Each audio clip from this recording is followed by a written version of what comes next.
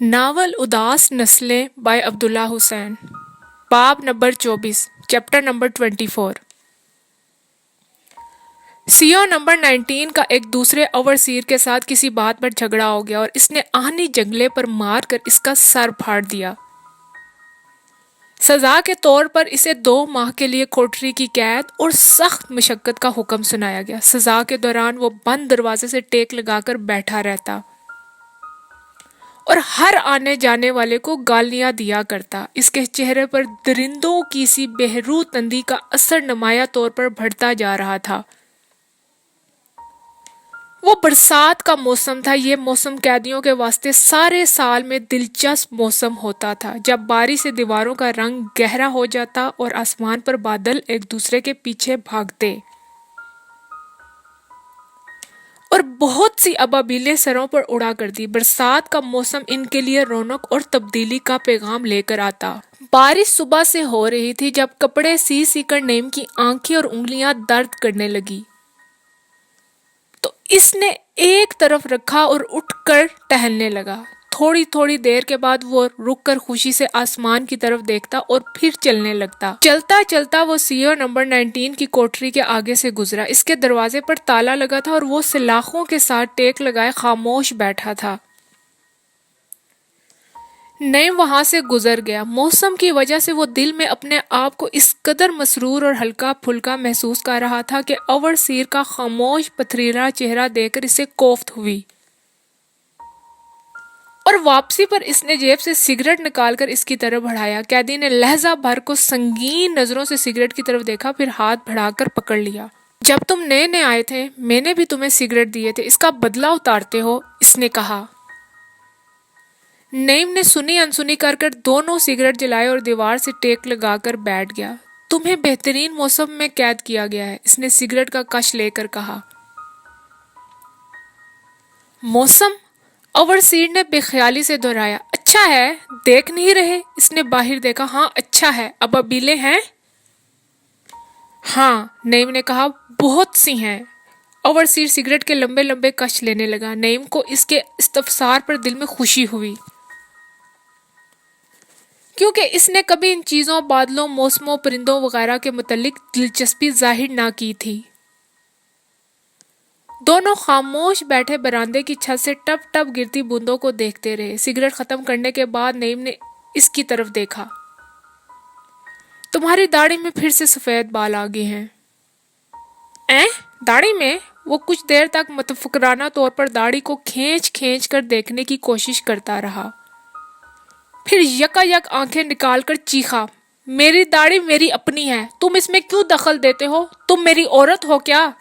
نعیم چالاکی سے ہونٹوں میں ہنسا۔ ایک لحظے کے لیے اس کے دل میں عجیب سا سرور پیدا ہوا، اپنی آزادی اور دوسرے کی قید کا سرور۔ اس کا جی چاہا کہ اوورسیر کو، اس پتھر کے سے سخت اور بے حس شخص کو جس نے آج تک کبھی کوئی خواہش، کوئی احساس یا کوئی دلچسپی ظاہر نہ کی تھی، اذیت دے۔ برسوں کا بغض تھوڑی دیر کے لیے اوپر آ گیا۔ یہ بغض بے وجہ تھا، لیکن ایک لمبے عرصے تک جیل کے غیر معمولی ماحول میں رہنے کے بعد ایسے جذبات عام لوگوں کے دلوں میں پیدا ہو جاتے ہیں۔ اس نے جیب سے دوسرا سگریٹ نکالا اور جب اوورسیر نے لینے کے لیے ہاتھ بڑھایا تو واپس کھینچ لیا۔ پہلے وعدہ کرو آئندہ مجھے گالی نہ دو گے۔ اوورسیر وحشیوں کی طرح ہونٹ چبانے لگا۔ آخر جب سگریٹ پینے کی خواہش اس پر غالب آ گئی تو وہ غصے اور گالیوں کو ضبط کر بولا، نہیں دوں گا، اور لالچیوں کی طرح سگریٹ نعیم کے ہاتھ سے جھپٹ لیا۔ نعیم نے دونوں سگریٹ سلگائے اور خاموشی سے بارش کو دیکھنے لگا۔ آہستہ آہستہ بارش بالکل تھم گئی اور رہا سا پانی براندے کی چھت پر سے قطرہ قطرہ گرنے لگا۔ آج میں اس کا بھیجا نکال دوں گا، اوورسیر نے اپنے آپ سے کہا۔ کس کا؟ نمبر 17 کا۔ اس نے مجھ سے افیون طلب کیا اور رپورٹ کرنے کی دھمکی دی ہے۔ ناجائز باپ کی ناجائز اولاد۔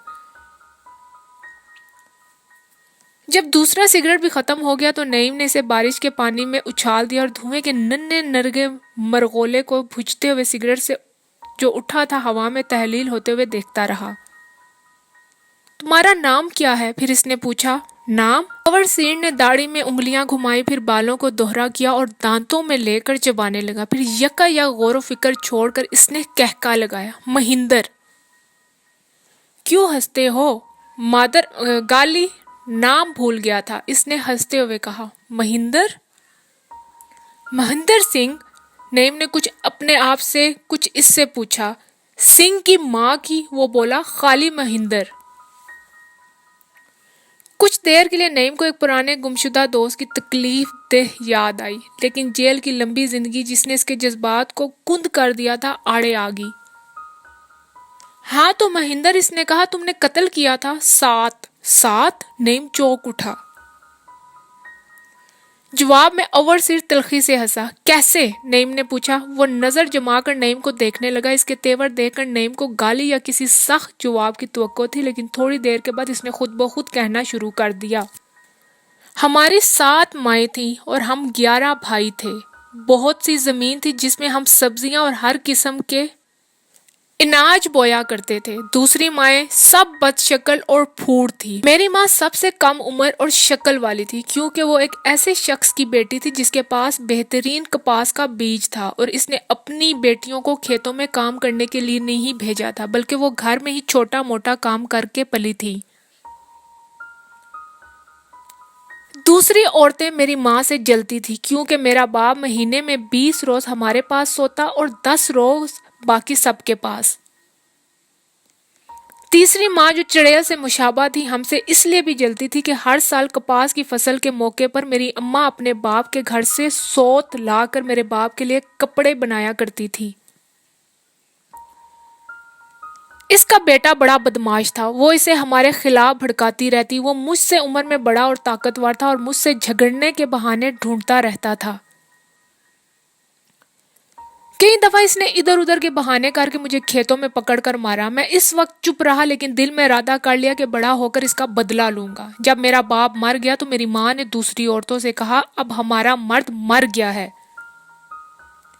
और फसाद की जड़ ही नहीं रही, इसलिए अब हमें सुलह से रहना चाहिए। चुनाचा वो मिलजुल कर रहने लगी, लेकिन मेरे दिल में कीना बैठ चुका था। जूं जूं बड़ा होता गया इसे पालता रहा।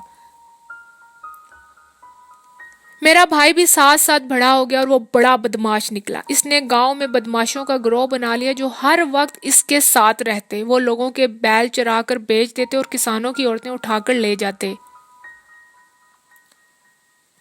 और खड़ी फसलें काट लेते। गांव वाले इनसे खौफ खाते थे। एक रोज मैं अपने खेत में खड़ा था कि वो दनाते हुए वहां से गुजरे। मेरा भाई मुझे मुखातब कर कर बोला, तुम्हारी माँ फाहिशा औरत है। इसने हमारे बाप की इज्जत मट्टी में मिला दी है। वो मोचियों और कमीन लोगों के साथ सोती है। ये सुनकर मुझे दुख हुआ। मैंने कहा, इस वक्त मैं तुम्हारा कुछ नहीं कर सकता, तुम्हारे साथ तुम्हारे साथी हैं और मैं अकेला हूं, लेकिन याद रखो एक ना एक दिन मैं तुम्हें कत्ल कर दूंगा। वो मेरी धमकी का ठट्ठा उड़ाकर चला गया। इस रात मैंने अपनी माँ से पूछा, मोचियों के साथ तुम्हारे कैसे ताल्लुकात हैं? इसने कहा, अच्छे हैं। इस पर मैंने इसे भाई की बात बताई और इसे कत्ल करने का इरादा जाहिर किया।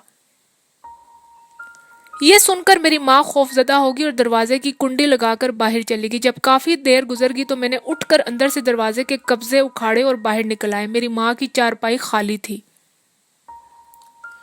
इसी वक्त मैंने इसे घर में दाखिल होते हुए देखा। मेरा शक मुकम्मल हो गया। मैंने इसका गला घोंट कर वहीं पर इसे खत्म कर दिया। इसी रात को मैंने बदमाश भाई को भी कत्ल किया और जंगल में भाग गया। वहां पर मुझे चंद ऐसे आदमी मिल गए जो मेरी तरह मफरूर थे और भूखे मर रहे थे। हमने सलाह कर कर गिरोह बना लिया और डकैतियां शुरू कर दी। एक रोज ख्वाहिश के जोर करने पर मैं छुप छुपा कर अपनी बीवी से मिलने के लिए गाँव गया तो देखा मेरे बच्चे को इस बदमाश के बेटे ने कत्ल कर दिया है। मैं पागल हो गया। एक पहर के अंदर अंदर मैंने इस बदमाश की बीवी और चारों बेटों को हलाक कर दिया और वापस आ गया। काफी अरसे तक हम डाके मारकर और मुसाफिरों को लूट कर पेट पालते रहे।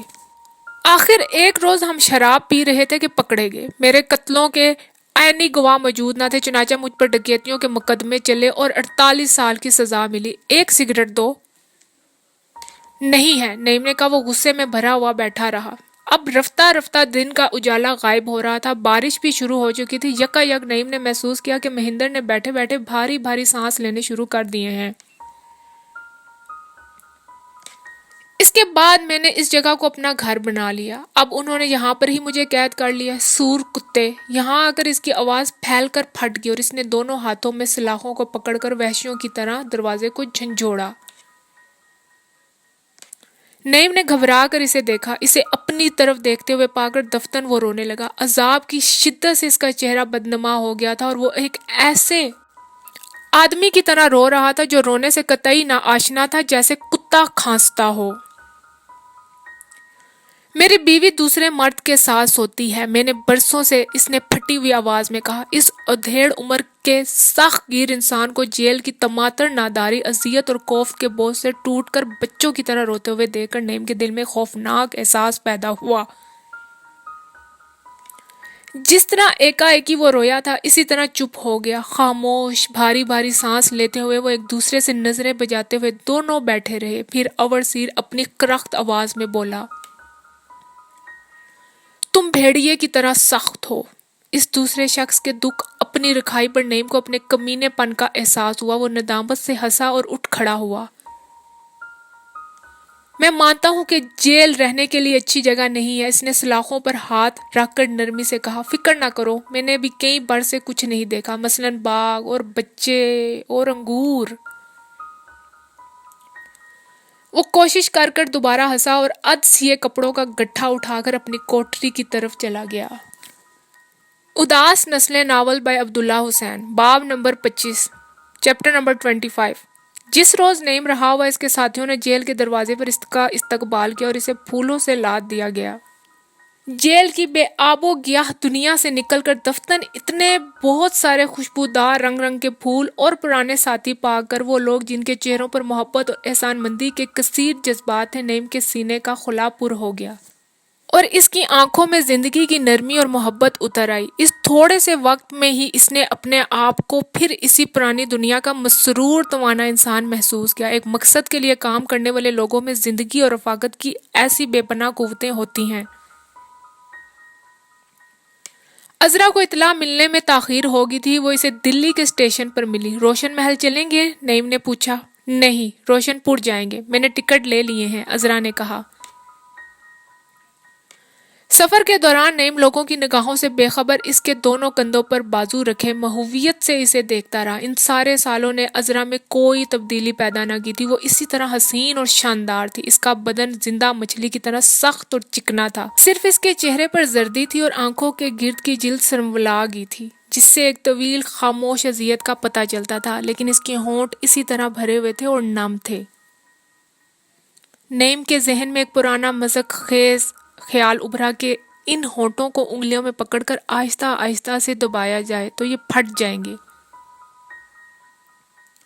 اور ان میں سے رس بہنے لگے گا. اس نے چپکے سے مسکرا کر عذرا کو اپنے ساتھ لگایا اور اس کا دل ایک طاقتور احساس سے بھر گیا، قوی انسانی رشتوں کا احساس جس سے وہ ایک لمبی مدت تک ناآشنا رہا تھا. شام گہری ہو چلی تھی جب وہ روشن پور پہنچے. لکڑی کے پھاٹک پر لٹکتی ہوئی تختی کو نعیم نے آہستہ سے چھوا. پھر وہ دروازہ کھول کر اندر داخل ہوا. اندھیرے میں اس نے بہتے ہوئے پانی کے ہلکے شور کو سنا. رات کے پھولوں کی خوشبو کو چاروں طرف پھیلتے ہوئے محسوس کیا. دونوں رکھوالے کتے عذرا کے ساتھ ایک اجنبی کو دیکھ کر چونکے اور کان کھڑے کر کر ہوشیاری سے دم ہلانے لگے. تناور درختوں کے نیچے نیچے تاریک سرد راستوں پر سے گزرتے ہوئے نعیم نے اس جسم پر خوشگوار تھکن اور بھوک محسوس کی. درختوں پر دن کے پرندے سونے سے پہلے شور مچا رہے تھے اور رات کے خاموش پرندے پھڑ پھڑا کر اڑ رہے تھے. نعمت خانے میں داخل ہو کر نعیم نے کہا. ہم یہاں بیٹھ کر کھائیں گے اور فرش پر بیٹھ گیا. اچھا، عذرا نے خوشی سے جواب دیا. وہاں بیٹھ کر انہوں نے جنگلی پرندوں کا بھنا ہوا گوشت کھایا جو گرم اور قوت بخش تھا. اس کے بعد انہوں نے قہوہ پیا جو روشن محل کی خوشبودار چائے کی پتیوں کا تھا. قہوے کے دوران عذرا کی نظر نعیم کے بازو پر پڑی اور وہ چونک اٹھی. پھر بغیر کچھ کہے اس نے رنجیدگی سے لکڑی کی ٹوٹی ہوئی انگلی کو چھوا. نعیم کی زبان پر غلیظ سی گالی آئی جس پر وہ بامشکل روک سکا. انہوں نے توڑ دی ہے. اس نے جلدی سے بات ختم کر دی. مسرت کے اس وقت میں جب کہ خوش ذائقہ کھانے سے اس کا پیٹ بھرا ہوا تھا اور جسم میں ایک خوشگوار تھکن گدگدا رہی تھی، وہ کوئی ایسی بات نہیں کرنا چاہتا تھا. جو اسے ناخوش کر دے۔ کھانے سے فارغ ہو کر اس نے دودھ مانگا۔ پرندوں کے گوشت کے ساتھ دودھ نہیں پیا کرتے، بھول گئے ہو؟ عذرا نے کہا۔ نعیم کو یاد آ گیا کہ یہ اس کے باپ کی نصیحتوں میں سے ایک تھی، چنانچہ وہ کندھے اچکا کر اٹھ کھڑا ہوا۔ تاریک کمرے میں لیٹ کر اس نے اپنی بیوی کے بھرے ہوئے ہونٹوں کو شوق اور جذبے سے چوما، اس کے جسم پر ہاتھ پھیرا، اپنے باسی اور ضائع ہوتے ہوئے جسم کو اس کے صحت مند اور گدگدائے ہوئے بدن کے ساتھ رگڑا، اور دیر تک اس کی ہلکی ہلکی خوشبو اور حرارت کو جذب کرتا رہا، پھر بازو اس کے گرد لپیٹ کر کس کے اپنے ساتھ چمٹا لیا،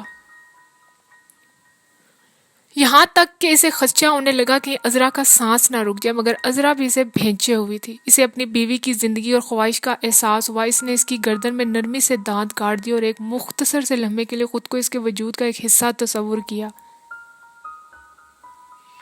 اگلے لمحے دفتن اس کے دل میں دہشت پیدا ہوئی اور اس کی گرفت ڈھیلی پڑنے لگی۔ آہستہ آہستہ وہ اس سے الگ ہو گیا۔ کچھ دیر تک دونوں مردوں کی طرح بے حس و حرکت پڑے رہے۔ پھر عذرا نے آہستہ آہستہ اس کے بالوں پر ہاتھ پھیرنا شروع کیا۔ نعیم سیدھا لیٹا لیٹا ہونٹ کاٹتا رہا، حتیٰ کہ رستے ہوئے خون کا نمکین ذائقہ اس نے اپنی زبان پر محسوس کیا۔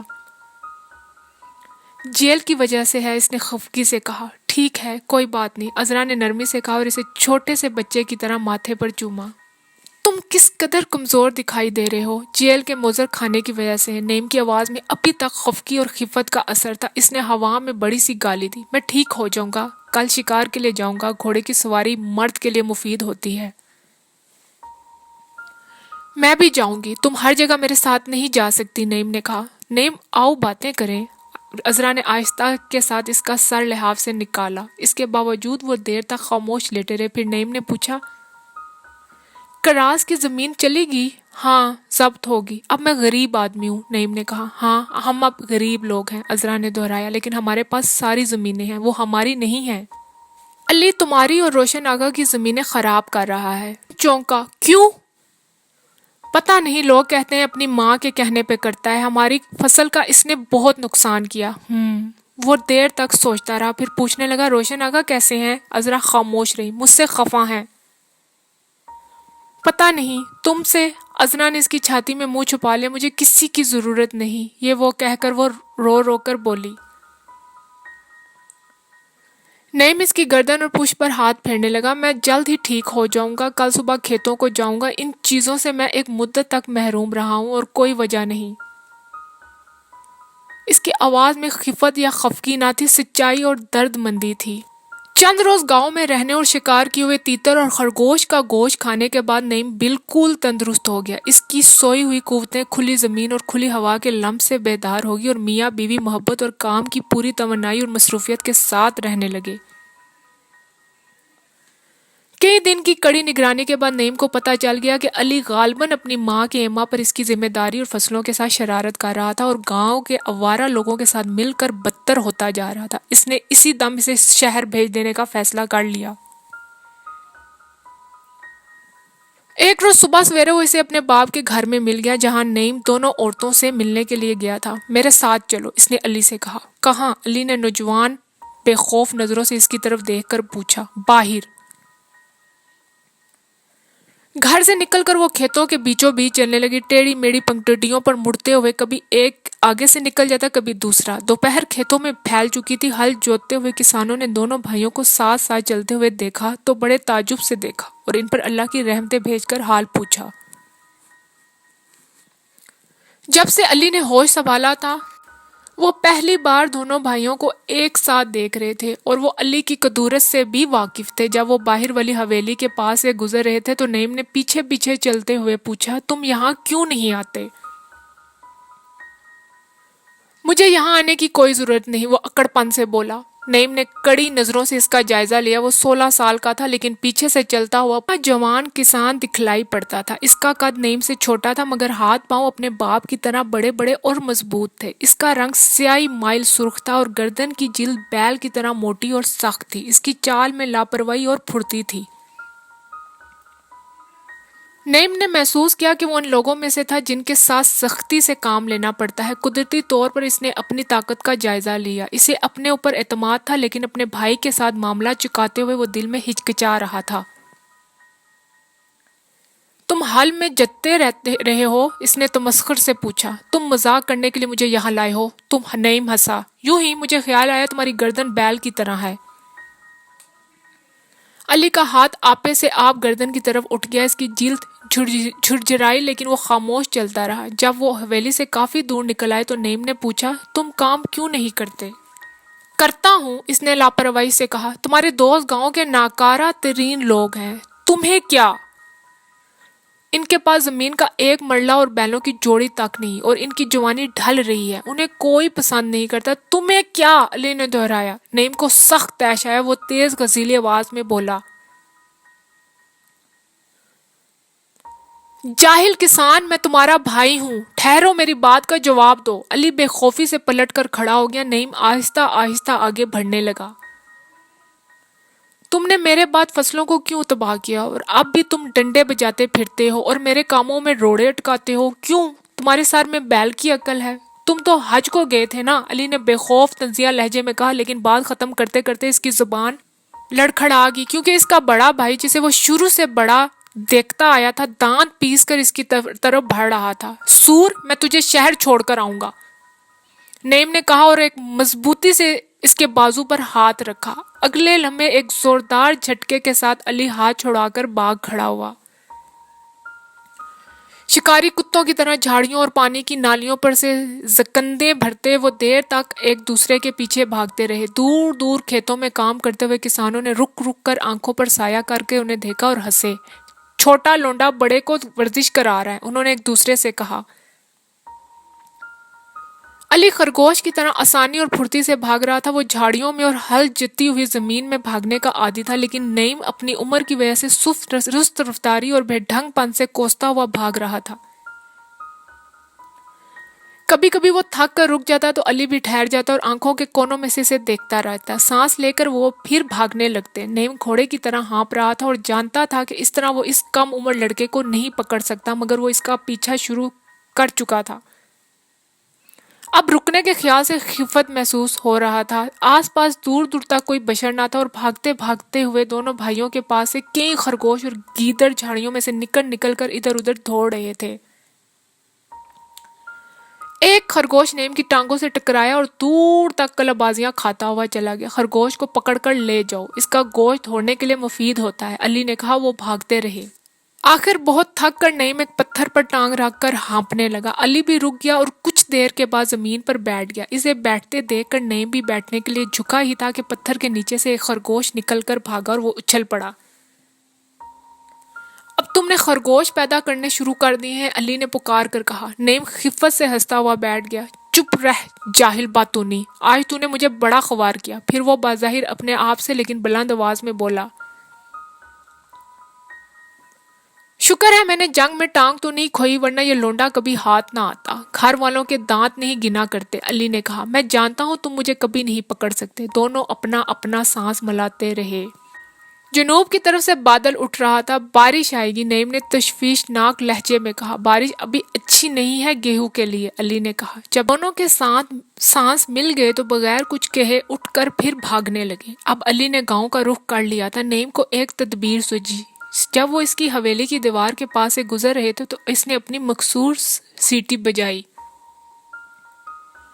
رکھوالی کے کتے گھر کی چار دیواری پھاند کر علی پر ٹوٹ پڑے۔ وہ لاتوں کے زوردار جھٹکوں کی مدد سے ان سے چھٹکارا پانے کی کوشش کرنے لگا، لیکن کتے پلے ہوئے اور خون خوار تھے اور اسی مقصد کے لیے رکھے گئے تھے۔ اتنے میں نعیم اس کے اوپر پہنچ گیا۔ اس نے اسے گردن سے پکڑ کر کتوں کے پنجے سے چھڑایا۔ علی گردن چھڑانے کی لگاتار کوشش کر رہا تھا۔ نعیم نے دانت پیس کر اس کی رگوں کو انگلیوں میں دبایا اور درد کی شدت سے وہ بلبلا اٹھا۔ ایک ہاتھ سے تمہیں اور تمہارے 3 دوستوں کو سنبھال سکتا ہوں، نعیم نے کہا۔ اسے گردن سے پکڑے پکڑے وہ گھوڑی کے پاس لے کر آیا۔ اچھل کر اس پر سوار ہوا، کالر سے پکڑ کر علی کو اٹھایا اور اپنے پیچھے بٹھا لیا۔ پھر گھوڑے کی رسی اتار کر اپنی اور علی کی کمر کے گرد پھینکی اور کس کر باندھ دی۔ گھوڑا بھاگنے لگا۔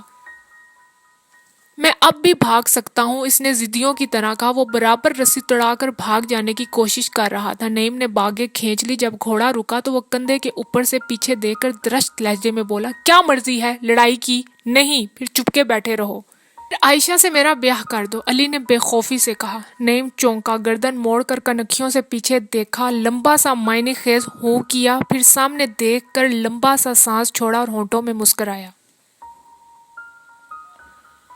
پوری رفتار سے گھوڑا بھگاتے ہوئے مصنوعی سختی سے بولا، تو اسی لیے تم نے اتنا اودم مچا رکھا تھا؟ علی خاموش رہا۔ میں سمجھا تمہاری ماں تمہیں سبق دے رہی ہے۔ میں عورتوں کی باتوں پر نہیں چلتا، علی نے کہا۔ نعیم کے پل پر چند کسانوں نے دونوں بھائیوں کو اس ہیت قضائی میں دیکھا اور مسکرا کر ان کا حال پوچھا۔ پل پر سے اتر کر نعیم نے کہا، لیکن راول، میں اسے قتل کر دوں گا، علی نے فیصلہ کن لہجے میں کہا۔ بکو مت، میں انتظام کر دوں گا۔ تھوڑی دور جا کر علی کسمسانے لگا۔ رسی ڈھیلی کرو، میرا دم گھٹ رہا ہے۔ نعیم نے گھوڑا روک کر رسی کھولی اور اس کے گلے میں لپیٹ دی۔ علی چلتے چلتے گھوڑے پر سے چھلانگ لگا کر اترا اور رکاب پر ہاتھ رکھ کر چلنے لگا۔ راول مجھ سے بڑا ہے لیکن مجھ سے تیز نہیں دوڑ سکتا۔ میں نے پچھلی فصل پر اسے کٹائی میں بھی مات دے دی تھی اور وہ ایک خرگوش بھی نہیں پکڑ سکتا۔ وہ باتیں کرتا ہوا ساتھ ساتھ دوڑتا رہا۔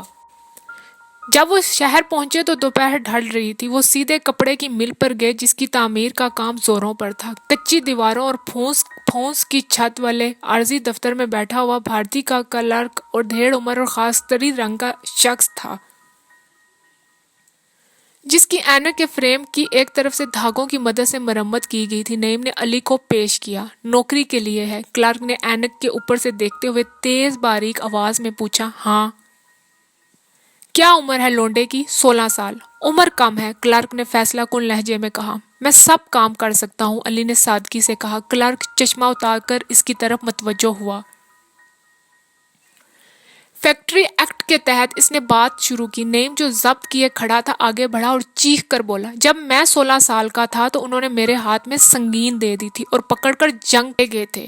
کلرک نے اس غیر متوقع طرز عمل سے چکرا کر کمر سیدھی کی اور کرسی کی پشت سے ٹیک لگا کر بیٹھ گیا۔ علی کو مل میں بھرتی کروا کے نعیم اسی روز گاؤں لوٹ آیا۔ باب نمبر 26، چیپٹر نمبر 26، ناول اداس نسلیں بائی عبداللہ حسین۔ اس سال کے آخری دن دلی کے ایک اجتماع میں مسلمانوں کی 2 جماعتوں کو متحد کر دیا گیا۔ اسی طرح ایک واحد جماعت آل انڈیا مسلم لیگ کا قیام عمل میں آیا، جس نے رفتہ رفتہ ایک زبردست متوازی اور مخالف سیاسی قوت کی حیثیت اختیار کر لی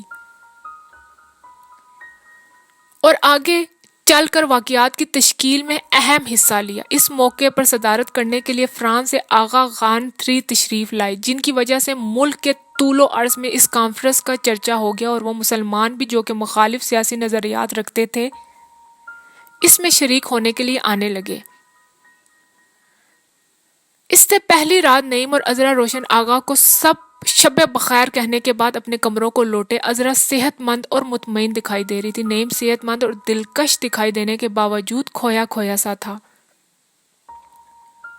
اور اس کی آنکھوں میں وہ پرکنات ٹھہراؤ نہ تھا جو اس کی بیوی کی نظروں میں نمایاں طور پر دکھائی دیتا تھا۔ برسوں کی پرعشوب زندگی نے اس کے دن میں آرام دہ اور پرآسائش رہائش کے لیے تنفر اور بیزاری پیدا کر دی تھی اور وہ اسی بے نام خلش کا شکار تھا جو اس وقت ملک کے کروڑوں دلوں میں پیدا ہو چکی تھی۔ وہ روزانہ کی طرح سونے کے لیے بستر پر لیٹے، یہ جانے بغیر کہ وہ رات ان کے لیے بلا خیز تھی۔ آہستہ آہستہ روشن محل کی تمام خوابگاہوں کی روشنیاں گل ہوگی سوائے دوسری منزل کی ایک خوابگاہ کے جس کے سخت شیشوں والے دریچے تھے اور ان میں سے پھوٹتی ہوئی مدھم روشنی میں یوکلپٹس کی چوٹیاں ہل رہی تھی۔ جاڑوں کی غیر آباد رات چاروں طرف پھیل چکی تھی اور شیشوں کے دوسری طرف وہ دونوں ساتھ ساتھ لیٹے ہوئے نیند سے پہلے کی باتیں کر رہے تھے۔ روئی کے نرم گدوں میں کسمساتے ہوئے دن بھر کی چھوٹی چھوٹی غیر دلچسپ خواب آور باتیں کرتے کرتے عذرا کسی خیال سے چونک پڑی۔ کل آغا خان کی کانفرنس ہے نا؟ اس نے پوچھا۔ ہوں، نعیم نے غنودگی کی حالت میں سر ہلایا۔ عذرا نے تھوڑی سے پکڑ کر اس کا منہ اپنی طرف کیا۔ روشن آغا بھی جا رہے ہیں پر میں تمہارے ساتھ جاؤں گی۔ آغا خان کو بہت سال ہوئے میں نے بمبئی میں دیکھا تھا، اس قدر شاندار شخصیت ہے ان کی، اللہ تم نے دیکھے ہیں؟ میں بمبئی نہیں گیا تھا، نعیم جل کر بولا۔ عذرا کو پہلے ہی نیند آ رہی تھی، اس بات سے بالکل ہی دبک گئی۔ اسے خاموش ہوتے ہوئے دیکھ کر نعیم کو اپنے طرز عمل پر ندامت محسوس ہوئی۔ تم روشن آغا کے ساتھ چلی جانا، اس نے کہا۔ کیوں؟ پرنس آف ویلز سے مل کر ہمیں کوئی خاص خوشی نہ ہوئی تھی۔ وہ تمسخر سے ہنسا۔ اوہ، یہ تو ہم ایسی غلط جگہ پر تھے۔ نعیم نے کروٹ بدلی اور بازو اس کے جسم کے گرد لے جا کر اسے چوما۔ میں تو مذاق کر رہا تھا، تم خفا ہوگی۔ اس نے دوبارہ اس کی گردن کا ایک طویل بے مزہ بوسہ لیا۔ آؤ اب سو جائیں، اس نے کہا، لیکن عذرا اپنے محبوب ہونٹوں کے لمس سے پوری طرح بیدار ہو چکی تھی۔ لیکن آغا خان، اوہ، اس نے ہتھیلی نعیم کے گال پر رگڑتے ہوئے کہا، وہ ایسی پر اسرار شخصیت کے مالک ہیں ہی نہیں۔ ہوں۔ نعیم اب اپنی بیوی کے طرز عمل سے پوری طرح مایوس ہو چکا تھا۔ مگر تم تو مخالف پارٹی سے ہو، عذرا نے پوچھا۔ مسلم لیگ کانگریس کے خلاف نہیں ہے اور پھر وہ مسلمانوں کی جماعت ہے۔ میں دیکھنا چاہتا ہوں کہ وہ لوگ کیا کہتے ہیں۔ اچھا، عذرا نے یکساں آواز میں کہا۔ اس کے ذہن میں آنے والے دن کی باتیں اکٹھی ہو رہی تھی۔ کل نئے سال کی رات ہے نعیم، 2 سال ہوئے ارشد اسی رات کو ہمارے ساتھ تھا۔ اگلے روز اس کا حادثہ ہو گیا۔ نعیم نے خاموشی سے کسمسایا۔ کل وحید کی پارٹی پر جائیں گے۔ اے نعیم، کل نئے سال کی رات ہے۔ وحید کی بیوی بڑا عمدہ رقص کرتی ہے۔ گریسکسن کنبا بھی وہاں آئے گا۔ وہ سب رقص کے شیدائی ہیں۔ کانونٹ میں ہم سب نے رقص سیکھا تھا، لیکن ہم نہیں ناچیں گے، بیٹھ کر تماشا دیکھیں گے۔ اچھا، تم فوجی تقریبی لباس پہن سکتے ہو؟ پتہ نہیں، کراس تو چلا گیا۔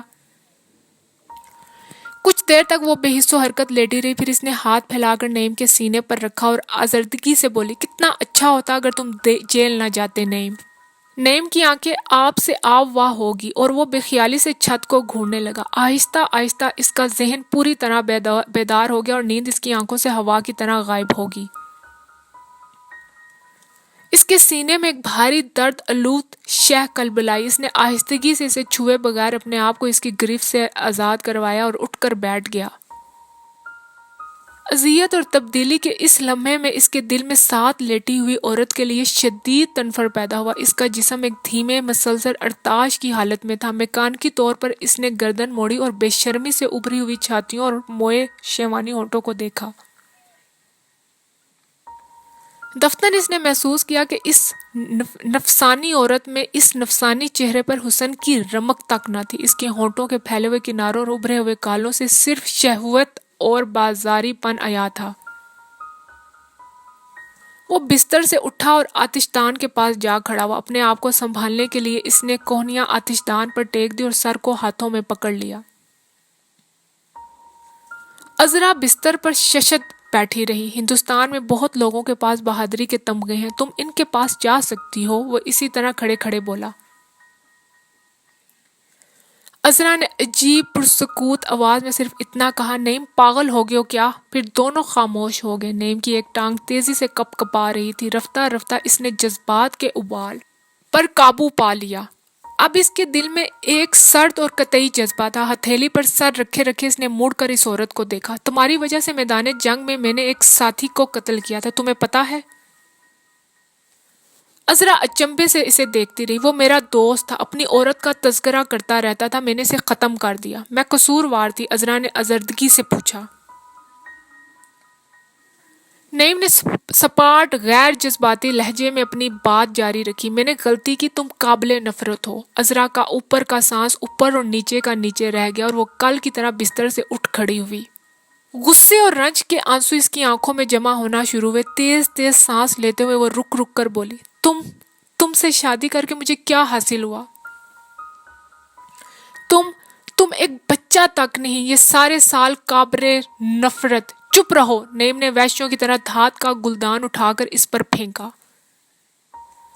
عذرا فطری طور پر اس سے بچنے کے لیے ایک طرف کو جھکی۔ دھات کا بھاری وزن فرش سے ٹکرایا اور کمرے کی خاموش فضا میں شور پیدا کرتا ہوا دور تک چلا گیا۔ نکل جاؤ، وہ آگے بڑھ کر دھاڑا۔ عذرا کا سانس دھونکنے کی طرح چل رہا تھا۔ برسوں تک اکٹھا رہنے کے بعد وہ دفتن ایک دوسرے کے مقابل آن کھڑے ہوئے تھے، ہنوز اجنبی اور منتفر۔ انتہائی ذلت کے احساس سے اس نے چیخنا چاہا، لیکن وہ صرف اتنا کہہ سکی، تم پھر اس نے رونا چاہا، لیکن صدمے کی شدت سے رو بھی نہ سکی۔ ایک لمحے میں جذبے کی یہ ساری وارداتیں اس پر سے گزر گئی۔ آخر اس کی آنکھیں آگ برسانے لگی۔ تیز مکروہ آواز میں اس نے کہا، میرے باپ کا گھر ہے، میرے باپ کی زمینیں ہیں جو تم کھاتے ہو تم۔ نعیم کی آنکھوں میں موت دیکھ کر وہ تیزی سے مڑی اور ڈرے ہوئے بچے کی طرح بھاگتی ہوئی باہر نکل گئی۔ اس کے جانے کے بعد نعیم نے اس کے اور اپنے وجود کے لیے عجیب سی نفرت اور حقارت محسوس کی، اس قسم کی نفرت جو زنا بالجبر کے بعد انسان کو ہوتی ہے۔ دیر تک وہ تعجب کرتا رہا کہ کس طرح اتنے عرصے تک وہ اس عورت سے محبت کرتا رہا تھا۔ جب تک جذبات اعتدال پر آئے وہ اپنے آپ کو بے حد کمزور محسوس کرنے لگا، پھر بھی وہ کہیں رات کے پچھلے پہر کو جا کر سو سکا اور اجالا ہونے پر جاگ گیا۔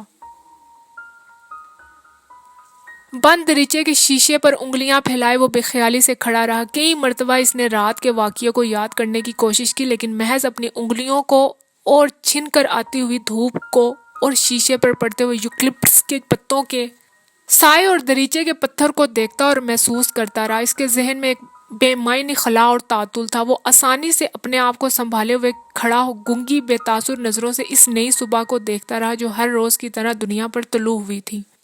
دروازہ جو رات بھر کھلا رہا تھا ہلا اور خالہ بے آواز قدموں سے چلتی ہوئی اندر داخل ہوئی۔ اس کے بوڑھے خوبصورت چہرے پر بے خوابی اور رنج کے آثار تھے۔ کمرے کے وسط میں رک کر وہ نعیم کی ساکت بے جان شبیہ کو دیکھتی رہی، پھر میز پر پڑی ہوئی راگ دانی کے کناروں پر انگلی پھیرنے لگی۔ نعیم مڑا اور آشنا نگاہوں سے اسے گھورنے لگا۔ وہ ہلکے پھلکے قدموں سے چلتی ہوئی اس کے پاس جا کھڑی ہوئی۔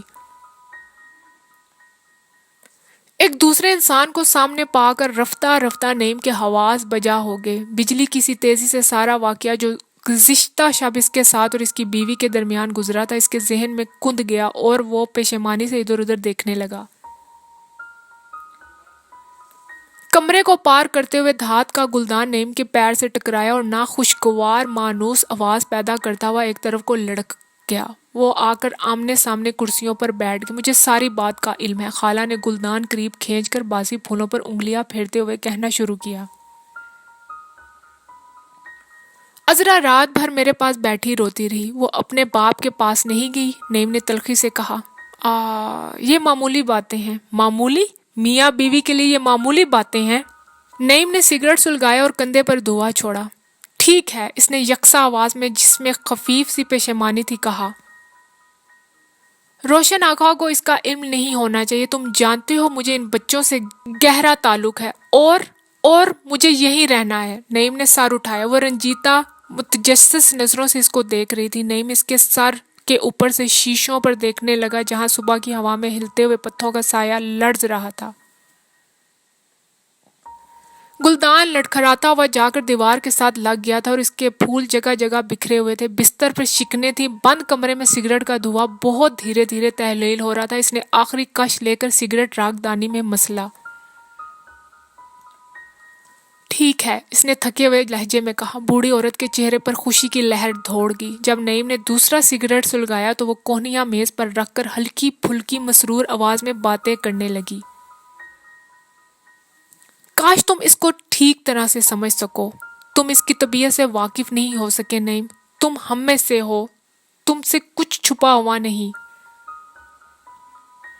تم اس کے شوہر ہو، اسے اپنی ماں کی طرف سے خودسری اور قوت ملی ہے، لیکن اس نے روشن آغا کی تربیت، ضبط اور شفقت بھی پائی ہے۔ اسے تم سے بڑی محبت ہے۔ انسانوں کے ساتھ اتنی عمر تک میل جول رکھنے کے بعد ان کی فطرت کے متعلق میں بہت کچھ جان گئی ہوں۔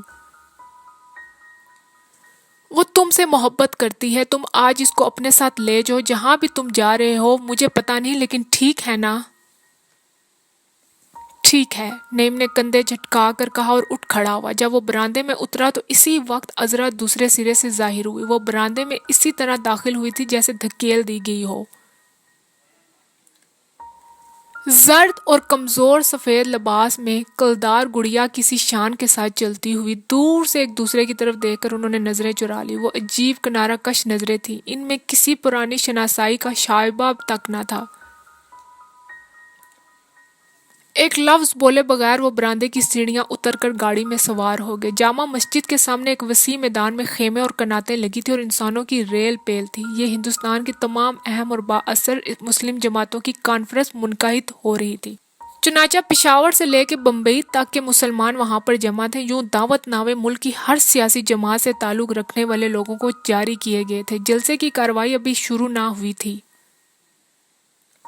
پنڈال میں اور پنڈال کے باہر بے پناہ رش تھا. ہر طبقے اور ہر نسل کے مسلمان ان کناتوں کے نیچے گھوم رہے تھے اور بیٹھے ہوئے تھے. مختلف نقوش، مختلف لباسوں اور مختلف زبانوں والے انگت گروہ باتوں میں مشغول تھے.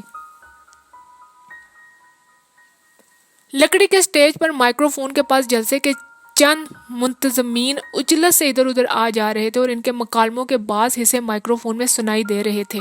تھوڑے تھوڑے وقفے پر ایک شخص اس میں ناک ٹھونس کر پکارتا، ہیلو ہیلو ہیلو. ملے جلے شور کے اوپر اس کی آواز چاروں طرف گونجتی، کوئی اس کی طرف دھیان نہ دیتا. اسٹیج سے لے کر جلسہ گاہ کے دروازے تک قیمتی سرخ قالینوں کا راستہ بنایا گیا تھا جس کے دونوں جانب سرما کے سفید پھولوں کی قطاریں تھیں. جلسہ گاہ کے باہر سرو اور پام کے درختوں کا ایک بہت بڑا تقریبی دروازہ بنایا گیا تھا جس کے نیچے استقبالیہ کمیٹی کے ارکان کھڑے تھے اور آ جا رہے تھے. اندر اسٹیج پر اور لکڑی کی سیڑھیوں پر کرمزی رنگ کے قالین بچھے تھے اور مائکرو فون کے پاس ایک میز اور صدر جلسے کی اونچی پشت اور زرد دوزی کے کام والی مخملی کرسی رکھی تھی. اسٹیج کے دائیں اور بائیں کانفرنس میں شرکت کرنے والے مین کی نشستیں تھیں جو تقریباً تمام کی تمام پر ہو چکی تھی. سامنے مسلم لیگ کی دونوں جماعتیں تھیں جن کے سربراہ محمد علی جناح اور سر محمد شفیع نمایاں طور پر دکھائی دے رہے تھے. وہیں پر ڈاکٹر اقبال بھی تھے. دائیں طرف خلافت کمیٹی کے ارکان تھے جن میں مولانا شوکت علی اور مولانا محمد علی تھے. بائیں طرف جمعیت العلماء ہند کے بارش جگہ پوش نمائندے تھے جن میں مولانا حسین احمد مدنی اور شبیر احمد عثمانی شامل تھے. ان تینوں بڑی جماعتوں کے 20 منتخب نمائندے شرکت کی غرض سے آئے تھے. ان کے پیچھے معزز اور منتخب نمائندوں کی نشستیں تھیں. ہندوستانی مسلمان امرا جو اپنی شان و شوکت کی وجہ سے سمندر پار تک مشہور تھے اپنے بیش قیمت عرائشی چوغوں اور تقریبی لباسوں اور خطابوں کے ہمراہ آئے تھے. ان کی مخملی لبادوں پر قیمتی دھات کے تاروں کی کشیدہ کاری کی ہوئی تھی. چمکدار ستاروں والی خاندانی ٹوپیاں پہن رکھی تھی. چند ایک نے صبح کا انگریزی لباس بھی پہن رکھا تھا. وہ سادہ مگر بااختیار انداز میں ٹانگیں پھیلائے آرامدہ نشستوں پر پھیلے ہوئے تھے. ان کی نظریں خوابیدہ اور بے مصرف تھیں. ان کے پیچھے ننگے سروں اور اد ننگے جسموں کا ایک سمندر تھا جو دور تک پھیلا ہوا تھا. یہ وہ لاتعداد غیر اہم لوگ تھے جو ہر تحریک اور تبدیلی کی پشت پر آخری اور اصل قوت ہوتے ہیں.